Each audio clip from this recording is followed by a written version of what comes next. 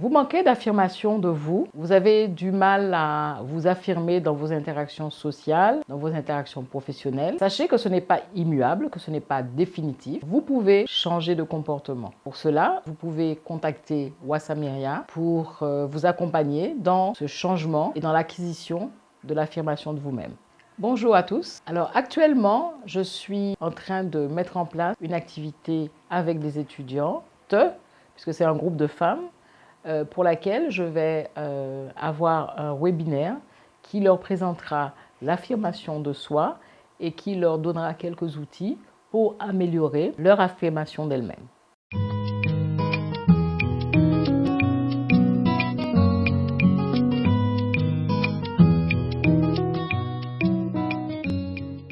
Alors aujourd'hui, je suis chargée de vous présenter l'affirmation de soi en sous-titre « Bien dans ses sandales ».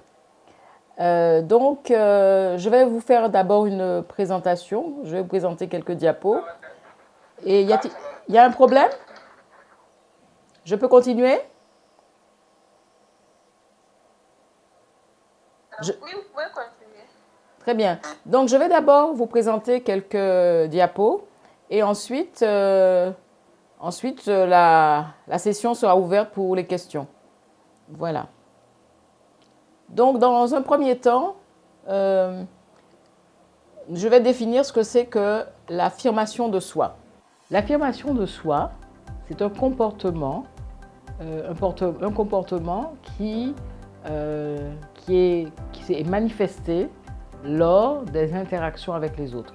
Donc, pour parler d'affirmation de soi, on parle d'un comportement relationnel. Donc, comment vous rentrez en relation avec une personne ou avec un groupe de personnes et comment vous pouvez exprimer vos opinions, vos ressentis, vos besoins en respectant les opinions, les besoins des autres.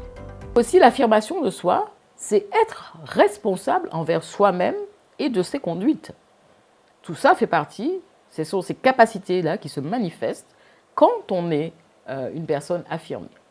Et aussi, ne pas se justifier et chercher à tout prix l'approbation des autres. Énormément de personnes souhaitent, veulent, aiment. Oui, il faudrait que l'autre me donne son avis, il faudrait qu'on me dise « Ok, c'est bien ce que tu fais, tu ne devrais pas aller dans tel sens ou dans tel autre ». Ça ne veut pas dire qu'on refuse totalement d'avoir des opinions ou des avis sur ce qu'on doit faire, mais c'est à nous de voir comment on les prend en considération. Et quand on est quelqu'un d'affirmé, on est capable de peser et de trancher et finalement de faire ce qu'on a à faire sans forcément que tous nos comportements et toutes nos décisions soient sous la houlette de l'approbation des autres. Alors, quels sont les avantages à avoir une bonne affirmation de soi? Tout d'abord, c'est se respecter, on se respecte mieux, on a une confiance en soi augmentée et évidemment, quand on est dans cette posture-là, on obtient le respect des autres. Si on se respecte soi-même, l'autre a plus de chances de nous respecter. Et on obtient de façon plus efficace ce que l'on désire. On renforce son sentiment d'efficacité personnelle et de contrôle de soi. Donc, l'affirmation de soi permet de développer ce sentiment d'efficacité personnelle.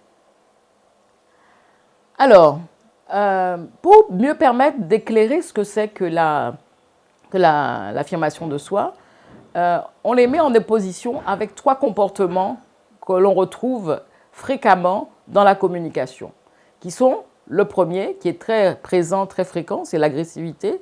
Ensuite, il y a ce qu'on appelle l'inhibition. Donc ça se caractérise par une incapacité à exprimer ses émotions, à faire des demandes concrètes. Et le troisième, c'est la manipulation. Alors, donc la manipulation, c'est en fait de l'agressivité déguisée. Donc, ces 3 modes de comportement permettent de mettre en exergue, de mettre en lumière l'affirmation de soi. Donc, l'affirmation de soi n'est pas de l'agressivité, n'est pas de l'inhibition et n'est pas de la manipulation. Alors, quelles sont les différentes pensées qui sont associées au manque d'affirmation de soi.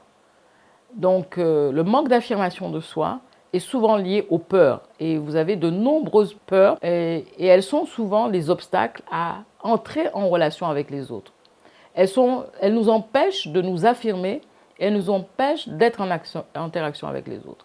Et j'en ai listé quelques-unes, celles qui sont les plus importantes, que vous voyez donc sur cette diapo, qui sont la peur de blesser, la peur du conflit, la peur d'être ridicule. Alors ça, c'est une des peurs qui caractérise beaucoup les personnes.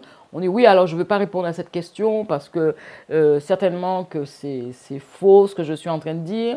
Ou alors on a peur de poser une question parce qu'on se dit oui, ce n'est pas une bonne question. La peur de faire mal à l'autre, la peur d'être différent, donc on a souvent du mal à assumer sa différence parce qu'on souhaite plutôt être dans un moule en sachant que l'être humain est un être de relation, est un être social et qu'on souhaite, on a envie d'être comme les autres. On ne souhaite pas marquer trop sa différence.